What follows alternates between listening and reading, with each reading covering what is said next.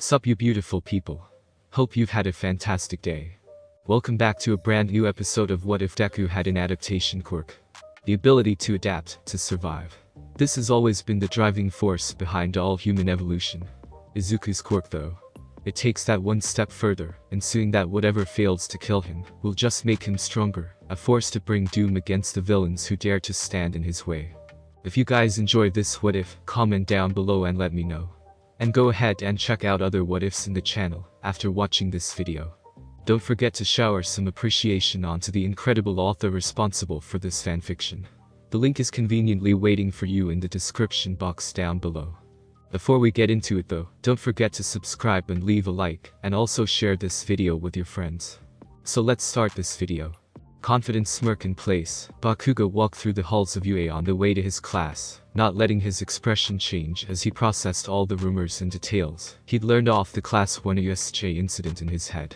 Class 1 had gotten to go to the advanced training section before he had. Villains had attacked the USJ with Class 1 in it. A student of Class 1 had been seriously injured. A student of Class 1 was facing potential expulsion for unheroic acts during the USJ, and would be if they failed to prove themselves at the sports festival that was happening in a month. The first two factors had been something nobody could predict. Villains were insane and stupid by definition, so nobody could have expected them to attack the hero of UA, especially when All Might had started working here. While Class 1 being prioritized over 1B, over him had been too absurd to consider before it happened. The other two factors though made perfect sense. Of course, someone from 1A got hurt, and someone from 1A was facing being thrown from the hero track. That class had Deku in it. The useless fuck probably tried running away from a fight, drew the attention of the villains, and got hurt in the process. Fully confident of his conclusion, Bakugo focused more on sneering at the stupid trio walking his way and not getting out of the way. The shaking and cowardly looking elf motherfucker. The blonde guy doing a bad fusion cosplay of Tintin and the Fallout guy. And some blue-haired airheaded bimbo. Whoever they were, they'd best wise up and get out of his way now. Rubbing his face, Aizawa sat in his office, feeling far older than he really was as he thought back to the lesson yesterday. He'd taken Izuku aside, tried to get a feel for the boy's mental state, and did not like the end result. The boy genuinely failed to see any issue with what happened, didn't seem to think it mattered about how badly he'd gotten hurt. A knock at the door roused him from his thoughts. Come in. He quickly put up his hard-ass teacher voice as UA's big three entered, two grinning like loons, while the last hid behind his bolder companions. Hello, Eraserhead sir. Tagata waved happily. Sorry we're late, ran into an angry first year who wanted to fight for some reason. He was so adorably cranky. Hadu giggled, bouncing up and down as she clapped, like a little Pomeranian. That would be Bakugo. Aizawa sighed, slumped and letting his exhaustion show as the three third years got on edge, knowing this was serious if he'd called for them, and was letting them see him look like this. What did you do with him? His homeroom teacher came to collect him. Sir, why are we here? Tagata studied him intently, the boy far smarter than most gave him credit for given his usual demeanor and appearance. I need your help with one of my first years. Aizawa brought out a basic file on Midoriya on the surface. You'll just be his training partners if you three agree. Training partners. Nejire blinked confused while Amajiki took the file to read. Why can't he train with his classmates? They're too afraid to fight him after the USJ. Aizawa saw the recognition flare up in their eyes. Yes, he's the student who got injured. He still wasn't sure who let the information about that or Minetta's situation out, at this point just thankful that the names never got released. If he's injured, should you even be letting him train right now? Amajiki asked shakily, going through the page about Midoriya's personality and how it would switch. He has a healing factor and is already back to full health. The issue is that one of the villains had a warping quirk and used it to redirect several attacks from his classmates at Midoriya.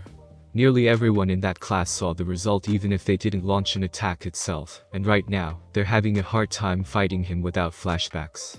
It'll get better over time, but it's not fair to Midoriya to have nobody to train with when his first sports festival is approaching. That's not all, is it? Tagata's expression was serious, no goofiness to be seen anymore. He has no real value for his own life. Well, I'm glad he didn't hold a grudge against his classmates for what happened. He wasn't even bothered by it. Aizawa hoped the three would understand his position. He brushed off what happened with a simple "they didn't mean to hit me." He's reckless, impulsive, and has no care for his own health, which is only going to get worse now that he knows he can lose entire limbs and be fine a day later. I was hoping you three could help him. Why us? Nejire tilted her head the other way as Amajiki kept hiding behind the file. Aizawa wasn't even sure if he was really reading it at this point. Wouldn't a second year be a better person to train against a firstie then? Well, us. Because of Mirio went through, and how you both helped him. As Aizawa spoke, Mirio's eyes flashed with understanding. When you first started getting a grasp on your quirk, I remember how reckless you became, how you threw yourself into any situation as you felt invincible without a care in the world. Midoriya. Yes, his quirk could one day make that status a reality for himself, but he's not there yet, and if he keeps up this habit of running headfirst into any fight, relying solely on his quirk, then one day he's going to meet a threat he hasn't built up resistance to, and he'll get killed. He only survived the USJ as All Might showed up right after he was maimed. Had All Might been even a minute later, the villain leading the attack would have probably killed him. He isn't seeing Hound Dog. Tagata frowned as he took the file from Amajiki, who let out an ape and hid behind his hands. He is, but he doesn't see anything wrong with himself. Aizawa shook his head, so he's been stubborn whenever I did manage to get him into that office. No, he'd respond better to a friend, especially if they went through similar personality phases. Now, will you help my student? So, what's this meeting all about? Gran Torino grumbled as they got settled in Nezu's office, along with Sir Night-Eye and Recovery Girl. I wanted to find a place to observe Night-Eye's lecture today. It's about my list of candidates, about the whole plan to pass one for all onto a new symbol of peace. All Might let out a tired sigh as he ran a hand down his face, after the USJ. Well, I started thinking, and there are 2 points I wish to bring up today. This sounds serious. Nezu hummed thoughtfully before letting out a little smile. I'll make some tea. Tuning out the court chimera, who honestly never gave up any excuse for tea, All Might steepled his bony fingers and looked at the others in the room, everyone but Detective Tsukauchi, who knew his secret currently sitting around him first. I'd like to bring Aizawa in on this secret. Vlad King as well if you think he's ready for it. He didn't know the Blood Hero as well as the Erasure Hero, which is why he was leaving that decision to Nezu and Recovery Girl. You want their opinions since they're the ones with the most exposure to the students.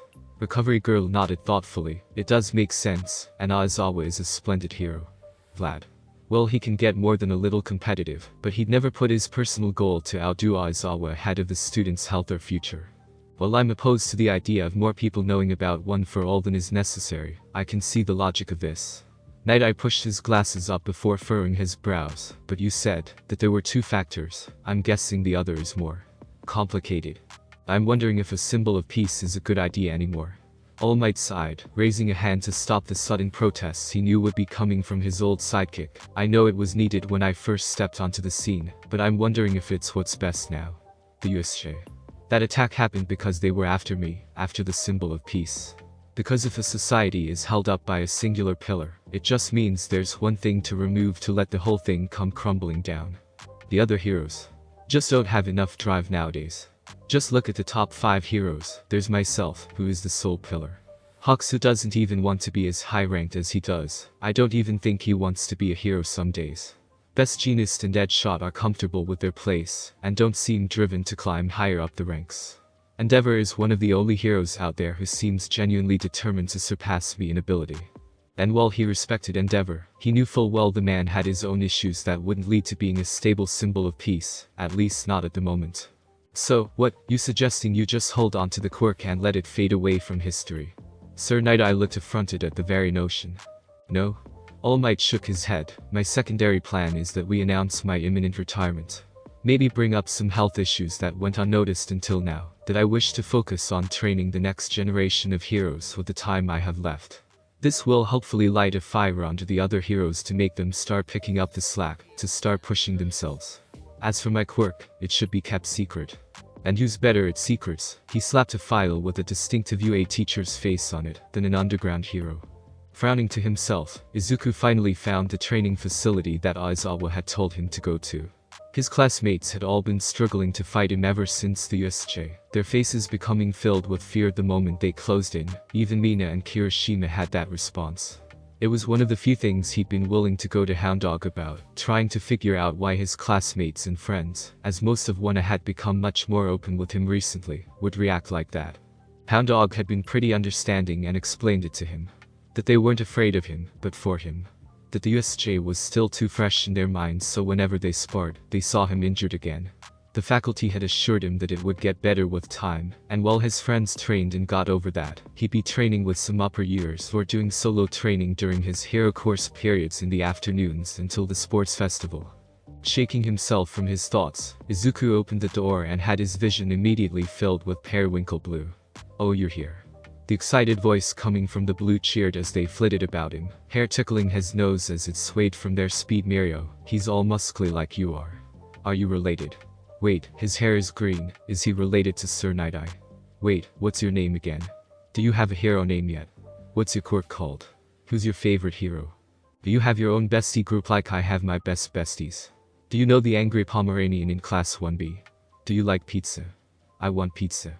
Blinking, his brain working to keep up with the rapid barrage of questions, Izuku reflexively started answering, his own motor mouth muttering being all the training he'd ever need to keep up with this girl's blabber. "Yes, I'm here. I'm not related to anyone named Mirio. I'm pretty sure I'm not related to any pro heroes, let alone one who served as All Might's sidekick. My name is Izuku Midoriya. I don't have a hero name yet. My quirk is called Adaptation. My favorite heroes are the Water Hose duo. I have some really good friends in 1A and 1B. That sounds like Bakugo." His face darkened for a moment at stating that name before he finished up, and yes, pizza is amazing. As he finished, he noticed 3 different expressions of varying shock on his upperclassmen's faces. "What? You answered all her questions?" A massively buff blonde guy who might be related to All Might gaped. "In order." A dark-haired guy with elf ears looked stunned as well as he trembled. "My gremlin now." The blue-haired girl who'd rapidly questioned him picked him up and started flying away. "Mine. Run away. Nejire, we need to train him." The blonde guy gave chase. "But mine." The blue-haired girl continued to hold him like a teddy bear as Izuku looked at the guys on the ground for support. Or sanity, either one would be helpful at this point. "Do we need to get Yayu?"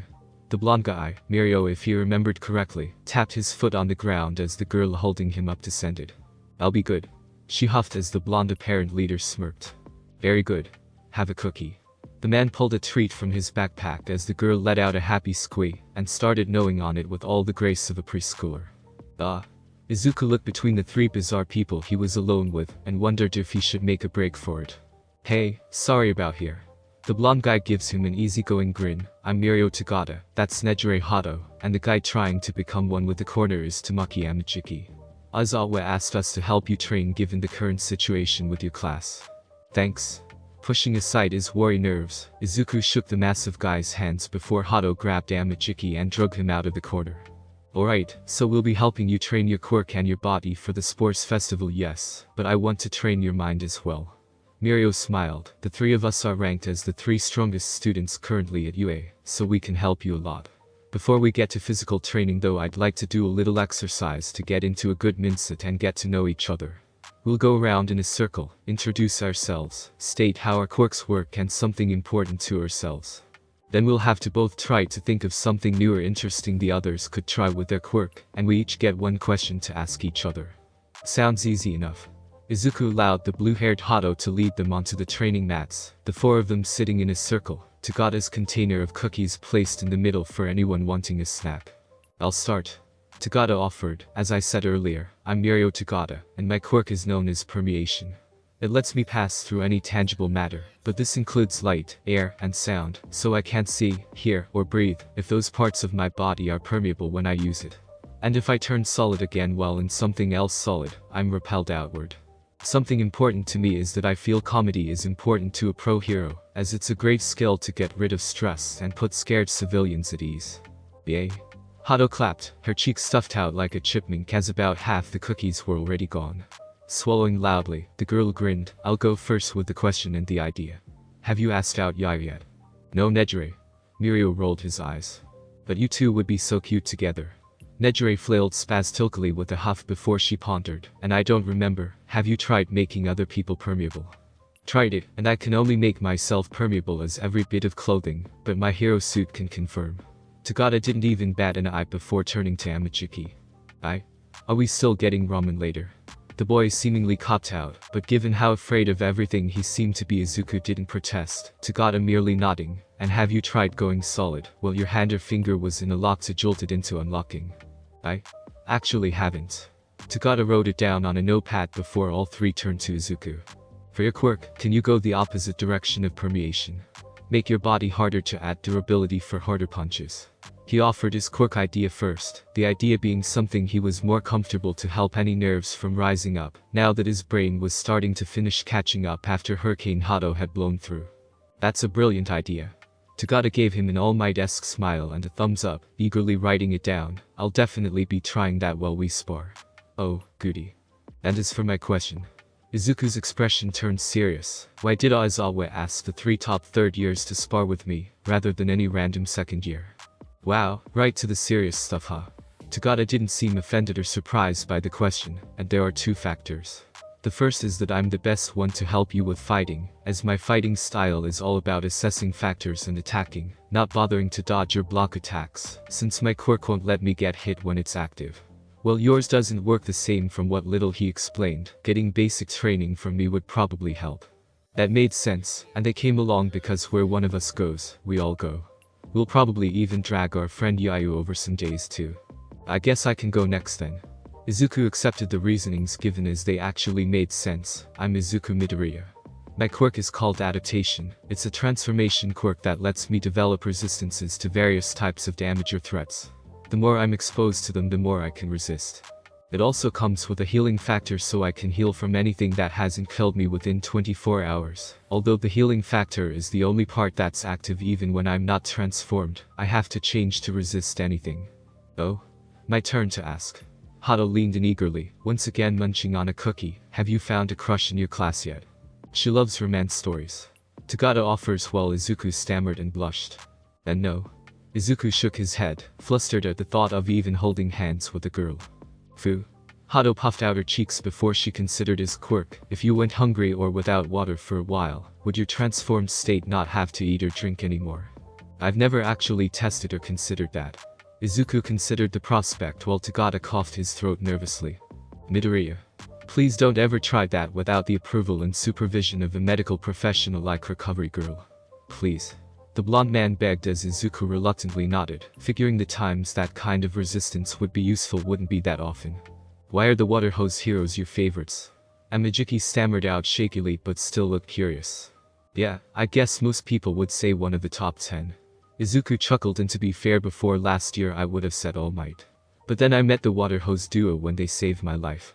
They were some of the first ones to ever believe in me, to encourage me, to tell me I could be a hero. It was one of the best memories of his life, and one of the most terrifying as it happened not long after he thought he was going to die. Can you do partial transformations? Amajiki tilted his head as Izuku froze at that question. He knew such a thing was possible. Hell, he saw his hardening friends choose how much to transform every time they used their quirks, so why had he never tried to do so himself? Guess not. Tagata gave his shoulder a friendly bump, but hey, that's why it's good to work with other people. You can bounce ideas off those with other perspectives and get a closer look at the whole picture. So, my core question was if you'd figured out how to properly use your untransformed state in fighting yet. Huh? Izuku blinked confused. What the hell did Tagata mean? His untransformed state was strong, sure, but nothing compared to his transformed state, so why wouldn't he stay transformed in a fight if he could? You'll figure it out. Tagata promised with a mischievous gleam in his eye. As for my question, how do you know the Bakugo kid? He's someone I grew up around. Izuku's expression darkened as he remembered every curse, every jeer, the burning pain of nitroglycerin igniting against his skin, and the horrible smell that would follow. So lost on those memories, of a status that the water hose duo helped him accept, were neither friendly nor normal, he didn't notice the serious look pass between the 3 older students. Breathing hard, Yanagi ran through the halls, dodging around everyone in her way, even leaping up into the air with the aid of her quirk at times. She didn't care whenever someone got angry at her for running past them. She didn't care about how some of her classmates had reacted when she bolted from their classroom the moment the school day ended, Tetsu and Takagi hot on her heels. She didn't care that she hadn't stopped going at full sprint from the moment she started moving. All she cared about was what Kirishima had texted her. She knew Midoriya had been hurt at the USJ, Kirishima filling her and the others in. She knew Midoriya hadn't responded to any of her messages since, now explained from her one of friends, that his phone got destroyed in the attack. She hadn't been able to see him yesterday as her class had run long, while his mother had him head straight home after his first day back to classes. Now she knew what room he was training in, and nothing would stop her from making sure he was alright.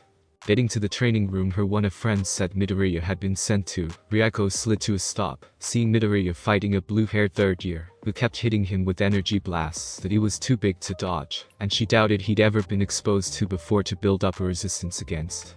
Then she saw the bright gleam she loved seeing in his eyes, the cogs of his mind whirring as he leapt towards another blast, shrinking down in mid-air as the blast missed him.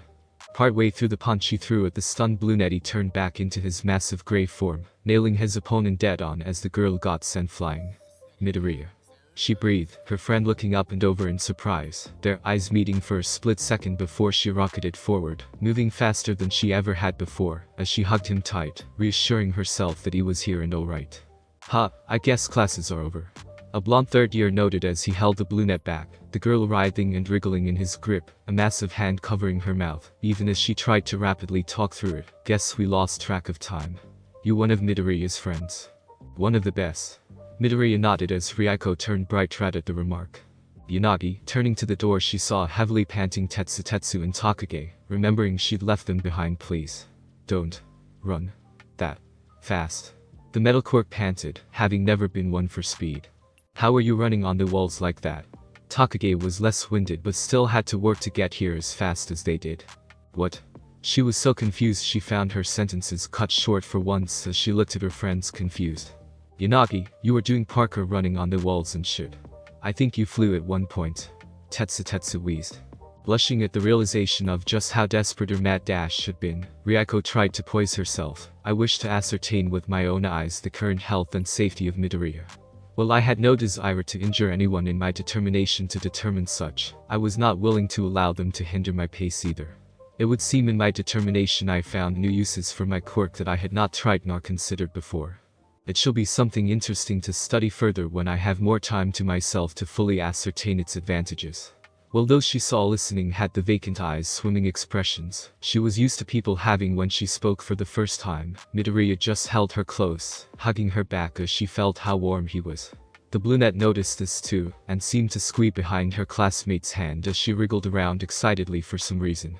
Scowling into his coffee, Natsuo thought back to the other day at the house, of how the bastard himself had tried acting all understanding towards Shoto.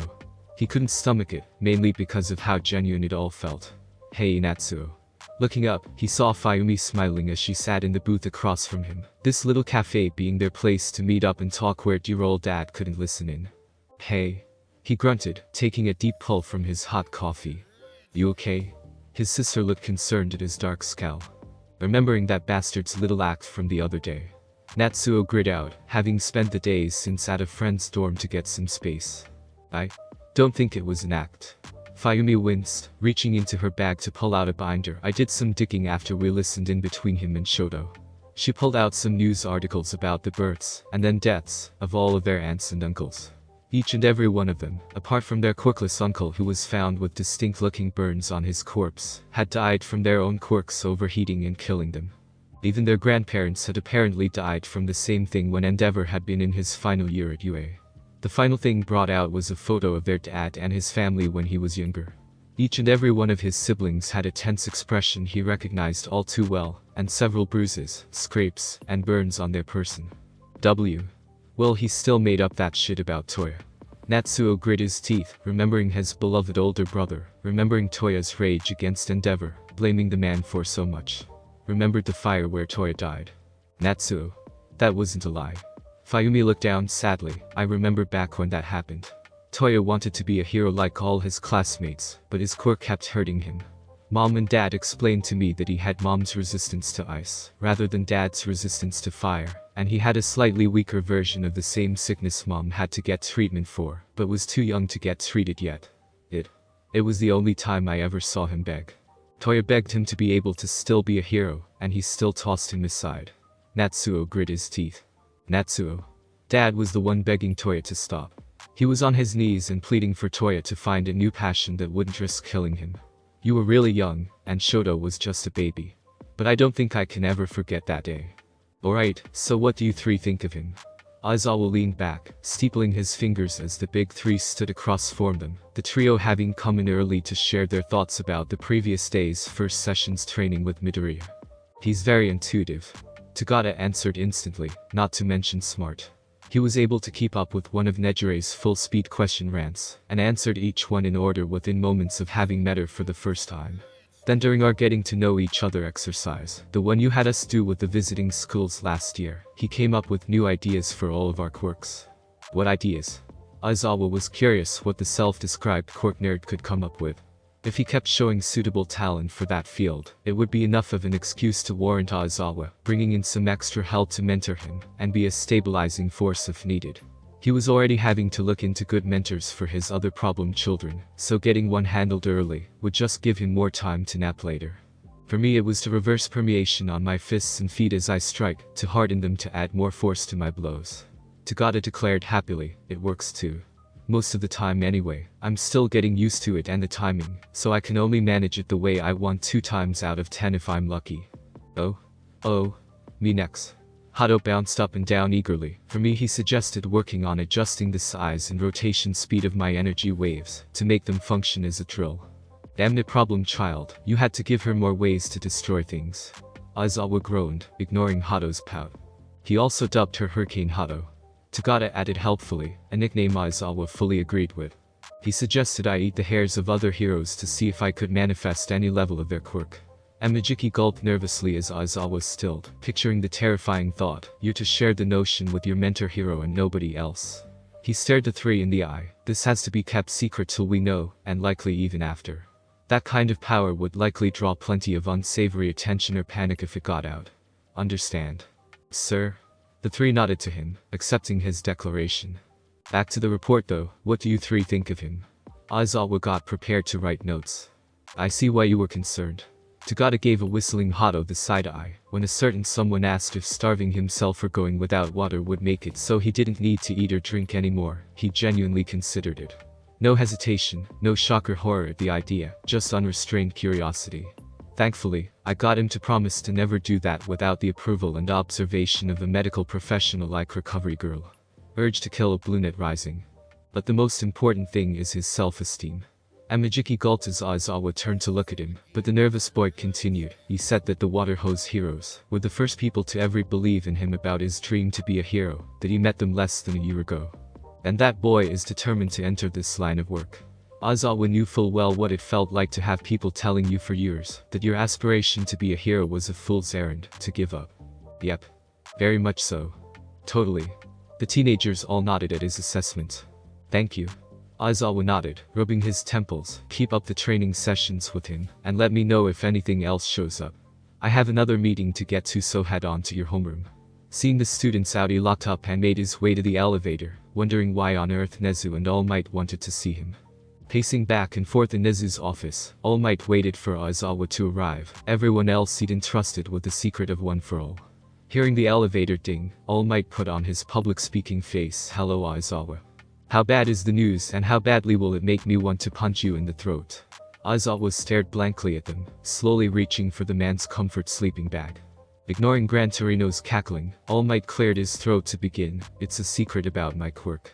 Everyone in this room was already read in onto it, but we've deemed it necessary to read you in as well. My quirk wasn't originally mine, nor did it originally belong to the person I gained it from.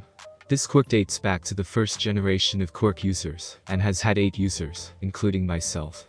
And so, the explanation continued, going over how his quirk worked and just who had created it. You're looking for a successor. Aizawa deduced, already aware of his time limit. I'm guessing the candidates are among the students, so you wish for my opinion as an instructor. Well, not just that. All Might gave a nervous grin, Aizawa having always been able to unnerve him. I've been doing thinking recently, including the necessity of a singular pillar standing in the limelight. A powerful force fighting for good from the shadow might. No? Aizawa held his arms up in an X gesture. I refuse. Not happening. Forget it. But why? All Might pouted at the sudden hard refusal. I barely get enough sleep as it is, with the stress of looking after my rampant problem children during the day, and doing my underground hero patrols at night. Give me that and I'd never be able to get a moment's rest ever again. Aizawa retreated to the yellow sleeping bag of safety as he gave his speech. Ignoring Nezu joining Gran Torino and cackling, All Might sighed, not giving up on the idea of Aizawa getting it eventually, or at least an underground hero. He continued, regardless, your opinion as an educator and a splendid hero would be greatly appreciated. I have a list of current candidates. Handing them over to Aizawa, All Might saw the man barely skim through the list, before Aizawa's capture scarf was attempting to strangle the life out of him, Aizawa giving a red-eyed glare, while only Night-Eye bothered trying to save him from the enraged teacher. What the hell are you thinking with some of these, you moron? Need. Air. To. Answer. All Might wheezed pitifully. Packing up his bag, Shoto prepared to go to the option after school lecture offered by Sir Night-Eye on the intricacies of detective hero work. Most of his class seemed eager to do the same, Kirishima, Uraka, and Ashido having said they were heading to collect Midoriya to bring him to the event as well. The hell's going on here? Hearing the small purple pervert shouting from the door, Shoto found himself looking up despite himself, noticing a large crowd gathered outside their classroom, those gathered all wearing first-year pins on their uniforms from the Gen Ed courses and Hero Class 1B. Most of us here had to come and get a look at the famed Class 1A, an exhausted-looking purple-haired Gen Ed student Shoto would swear is related to Aizawa smirked, especially when there's talk about one of you being likely to get the boot. There's blood in the water now, and those who want to get into the hero course are ready to send out a declaration of war. Ignoring Minetta's pathetic whimpering, and preparing to offer the Gen Ed boy all the best luck in replacing the scum, something Higakure seemed ready to do as well, Shoto was cut off by a cruel and arrogant laugh. You're focusing on the wrong class, Nickel. An Ashen blonde boy stepped forward, holding a hand palm up in a clawed gesture, small acrid pops and explosions filling the palm. Class 1B, my class, are the threats to keep an eye out on. These extras barely managed to get past some 2-bit thugs. Not surprised that any class with that useless green fuck Deku would be full of trash. The thug looked into the classroom and sneered, I see Deku ain't here. That loser finally realized he'll never be a hero, and give up on his stupid goal to be a. The bastard's words were cut off by a rush of ice. Everyone else in the hall, rapidly scrambling back away from the frozen prison, binding the ash blonde to the wall. It was only as he stalked forward that Shoto registered he'd made that ice, felt his quirk practically leaking off of him. As he stalked towards the shaking with rage bastard, his hands were encased in ice completely, which seemed to restrain his quirk, at least for now. You came here to piss us off. Shoto glared coldly, congratulations, you've succeeded. I'll enjoy breaking you in the sports festival. Our classmate's name is Izuku Midoriya. It wasn't hard to figure out who Bakugo meant by Deku, given the mentions of green and not present. Insult him again, and you'll face the consequences. Behind him, he could hear the various cracked knuckles from other members of Class 1A, who had grown proactive of the relentless Grey Giant. Glancing at the window just over this thug's shoulder, Shoto froze as he saw that where his hair had been before was now part of his quirk. One side had a mane of ice, the other billowing flame. Steam rose from the new hairdo, and a pair of horns jutted up from his head like an oni, one for each of his elements. His shock allowed the ice and fire to fall apart as Shoto shook himself. You can get yourself out. And turned to go. He could get the lecture notes later. Figuring out what had happened with his quirk was more important. Frowning softly, Endeavor flipped through the newspaper, his reading glasses in place as he saw all the articles about crime statistics. The USJ attack had made waves, not only emboldening villains all over the country, but with so many street-level criminals and thugs taken off said streets in the aftermath, the areas they controlled now lay unprotected, causing a power vacuum in the criminal underbelly. Making note of where the worst cases seemed to be, according to the day's paper at any rate, Endeavor started planning out more strict patrols to bolster security for the civilians. In their own chairs in the living room, Fayumi nervously worked on a paper of some kind, possibly a thesis for her courses, while Natsuo just texted grumpily, sending the occasional unhappy look Endeavor's way, seeming to think that it went unnoticed. Hearing the door open with a loud impact, Endeavor shot to his feet, flame beard igniting, while Fayumi and Natsuo looked wide-eyed. Only for Shoto to run into the sitting room. Mind the door, Shoto. Fayumi scolded with a sigh now that it was clear it wasn't a Balsi burglar. What is going on with my quirk? Shoto ignored his sister, staring Endeavor dead in the eye. Why does it keep doing this? With a small pinched expression of concentration, Shoto's hair became a long mane, one half ice and one half fire, a pair of oni-like horns rising from his forehead. Natsuo dropped his phone in shock, while Fayumi let out a startled squeak at her youngest brother's new hairstyle. It would seem you've already developed your first vent. Endeavor nodded unfazed. I'd wondered if your ice would be reflected once you developed one, assuming you even did. What on earth is a vent? Shoto narrowed his eyes as Endeavor rolled his own, taking off his reading glasses with an exasperated sigh. It would seem you failed to listen when I explained this before. Do you just ignore everything I state about flames and their uses? The silence was telling as Endeavor let out another sigh. A vent is an aspect of flame quirks that achieve a certain level of power. It's pushing a portion of your energy out in a singular stable method that can be maintained to take up energy and let you bleed off excess power. Given the USJ and the training you've been doing since, I'm unsurprised you've already developed one. You were always meant to be stronger than me. But why does it look like that? Fayumi frowned as she eyed the now identified vent atop Shoto's head. Vents are shaped by the intent of the quirk user when they first manifest. Endeavor's expression soured somewhat. I'd say you were angry and trying to intimidate someone, so your quirk manifested something you associate as ominous. If you wish to change it, you should focus on forcing the vent into whatever shape you do want and do it fast, or you'll be stuck with that. His bear flickered mockingly. That's why I'm stuck with this stupid thing. All three of his children blinked in bewilderment at his statement. Wait. You know how ridiculous the fire beard looks. Natsuo forgot his own vitriol for a moment out of sheer bafflement. Despite what many would assume or imply, I'm no fool, Natsuo. I'm well aware. Now, how stupid it looks, but when it manifested I was a teenage boy, unable to grow facial hair, and I wished to look like my older brother, who I remember had a rather impressive full beard. Natsuo's snickering was only cut off by his sister cuffing him upside the head. Sending glares at the still cowering All Might huddled in the corner, Aizawa removed several files from his stack of candidates. I'm dividing these into 3 categories. Currently viable, not without some work, and why the hell are they here, you fucking moron? Language. Recovery girl scolds, but doesn't protest the concept of the designations. Let's start with the hard no options. Aizawa slapped down a stack of folders: Bakugo, Monoma, Tokoyami, and Midoriya. Their quirks. All Might began only to go silent when Aizawa gave him a hard look and a raised hand for quiet. Bakugo is rude, brash, and hyper-aggressive. He already has a superiority complex and is someone that we think to have been a physically abusive bully, even if we have no evidence. Giving him that kind of power would let it go to his head. Plus he sweats nitroglycerin. We don't need his explosions any bigger than he can already make them, honestly. I can already feel the amount of explosion insurance policies growing once he makes his sports festival debut. Fair. The others in the room allowed with an awkward wince.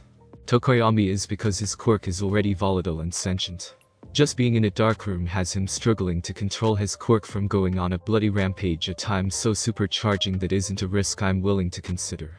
Aizawa ticked off another candidate, while Midoriya and Monoma have some different reasons. They do share an important one. Midoriya already has problems controlling his temper. I wouldn't want a major increase in his power till he gets a better grasp of his emotions. Monoma has a superiority complex much like Bakugo. However, my concern is how the government would respond if either got the quirk. You're worried they'd be weaponized. Niz's tone was dark, although given the principal's history with being a literal lab rat, it was understandable. He said this quirk, this one for all, enhances both the user and their original power. Aizawa tapped the 2 students' files insistently. Think about what that could potentially do to these 2. Monoma could copy a quirk that was stronger than the original, or permanently keep the quirks he copies, if not both. If Midoriya has it, then I could see his resistances developing rapidly while paired with All Might's strength. Who knows if he could even truly die at that point. That kind of offensive and defensive combination would have the government wanting to use him as a weapon of war against other nations, labeling him a villain if he refuses. Other nations would be desperate to try and poach him or send women to seduce children out of him, something he'd be at risk of already. No, there would be too big of a target with Midoriya getting it. I hadn't considered that. All Might admits sheepishly before giving a million-watt smile, only further proof that I was right in wanting to bring you into our confidence. Moving on. Aizawa ignored All Might, hiding his amusement at the giant man sulking, those who would only be possible after getting some work. We have Shinso, Iida, Todoroki, and Kaminari. Thankfully for you, most of them seem to have at least started on that. Kaminari is working on improving not only his control, but sharpening his mind ever since the USJ, the incident having served as a wake-up call. Todoroki has his own hang-ups, but I've noticed him seeming more relaxed than he even was before the USJ, so I hope he's getting over the hang-ups he has with his both sides of his quirk. Iida is too quick to judge something and too inflexible, although he's seemed lost in thought at all times since the USJ, so he's hopefully considering those factors for himself. As for Shinso, yes, his heart is in the right place for wanting to be a hero, and One for All could work well with his quirk, assuming the general public didn't become terrified of him, but at the moment he has no drive or work ethic. He never really tried in the entrance exam, resigning himself to failure when he saw he was fighting robots, rather than trying to find a workaround. Even Mineta managed to muster up the motivation to take the machines on. So, keep an eye on them and offer some nudges in the right direction when needed. Gran Torino nodded, and the rest. And finally there's those currently viable. Aizawa nodded to Gata, Hato, Kirishima, Kendo, Kamakiri, Shota, Tetsutetsu, Tsunatori, Yanagi, and Shiozaki. All show some level of viability on the factor of quirks, and apart from Kamakiri being a bit of a competitive fighter, I don't see much issue. Any top picks? Night Eye leaned in, clearly hoping to hear something specific. A few stand out above others. Aizawa admitted Tagata and Hato are excellent heroes, but they're close to graduation. Time they'd have as students where they could dedicate to mastering this upgrade would be limited. Plus it would be harder to explain given they're already decently well established. From the fifth years, Kirishima and Tetsutetsu are both good candidates with similar defensive and offensive abilities. Yanagi had a good quirk to upgrade in a way that wouldn't be connected to All Mights, to help hide the true nature of your quirk. Shota would have a terrifying level of compatibility with the power, and admittedly Kamakiri would be a good choice. Granted, I'd say Kamakiri would need to calm down the competitiveness, but his pure physical combat style would match with yours All Might. Well, at least we're better off than we were before.